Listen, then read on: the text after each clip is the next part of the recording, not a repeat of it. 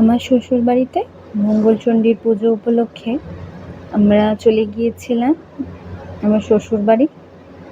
এই যে স্টেশনে ওয়েট করছিলাম ট্রেন আসার। তাকে নিয়ে তো পারা যায় না, মিমো এখন এত দুষ্টু হয়ে গেছে। দুপুরে আজকে লাঞ্চে বানিয়েছিলাম আলুর পরাঠা আর টক দই।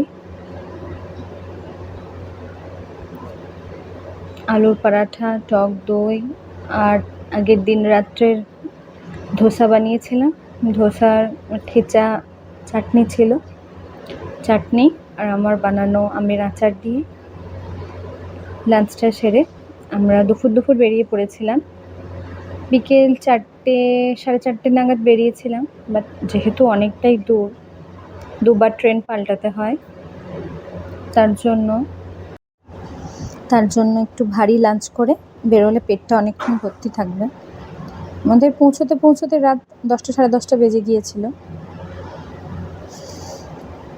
মিমোও খেয়েছিল পরোটা, বাট বেশি খাইনি যেহেতু, ওর জন্য কিছু টুকটাক টিফিন বানিয়ে নিয়েছিলাম।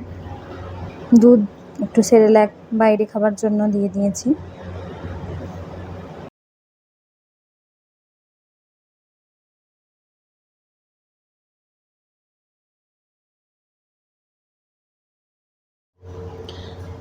আমি বেশিরভাগ টাইমে ওর জন্য ম্যাঙ্গো স্মুদি বা বানানা স্মুদি বানিয়ে নিয়ে যাই। বাট যেহেতু আজকে লাঞ্চ করে বেরিয়েছে, তার জন্য একটু সেরেল্যাক, যদি পৌঁছতে রাত হয়ে যায় অনেক, মাঝখানে একটু দিতে পারবো।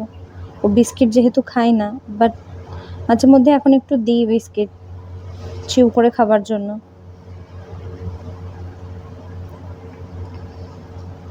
বেশি রাত হয়ে গেলে ও একদমই খেতে চাইবে না।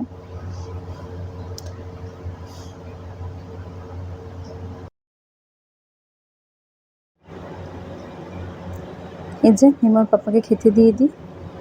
আমরা বেরিয়ে পড়েছি। যে ওর ট্রেনে কেক নিয়ে বসেছে, খায় না কেক, বাট একটু বাইরে বেরোলে একটু দিই আর চেষ্টা করি যাতে টাইমটা ওখানেই কেটে যায়। ও কিন্তু বাইরে বেরোলে কোনো স্ক্রিন টাইম দেখে না, সেহেতু আমাদের সুবিধাই হয়। বাট দুষ্টু 100% করে। চিপস ও কাউকে দেবে না, ওর জন্য যদি আমরা কোটোয় হাত দিয়ে দিই, ওর জন্য কোটাটা এগিয়ে নিয়ে নিজেই খাবে। কত শান্ত ছেলে দেখুন।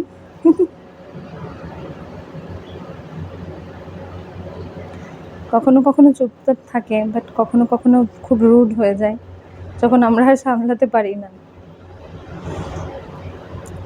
এই হাওড়া ঢোকা পর্যন্ত অনেকটাই চুপচাপ ছিল, বাট হাওড়া স্টেশনের পর থেকে যে ট্রেনটা চেঞ্জ করে যেতে হয়, তখন ওকে নিয়ে রাখাই যাচ্ছিল না, তাই আর কিছু ভিডিও করতে পারিনি। এই যে পরের দিন সকালে ও এক্সপ্লোর করছে কোথায় কি আছে না আছে, একটু দেখে নিক, তারপরে আবার নিজের মতো করে দুষ্টু করা শুরু করবে। যে রাত্রের ভিডিও, মায়ের মন্দিরে এখনো মা আসেনি, মা এলে আমি আপনাদের ভালো করে ভিডিও করে দেখাবো, নেক্সট ভিডিওতে দেখতে পাবেন। ও আইসক্রিম কিনেছিল, আর এটা ওর বড় মা। সবাইকে সব কিছু দিয়ে খায়, বাট কতটা পরিমাণে দেবে সেটা ওর উপরে dependent. Okay bye, thanks for watching.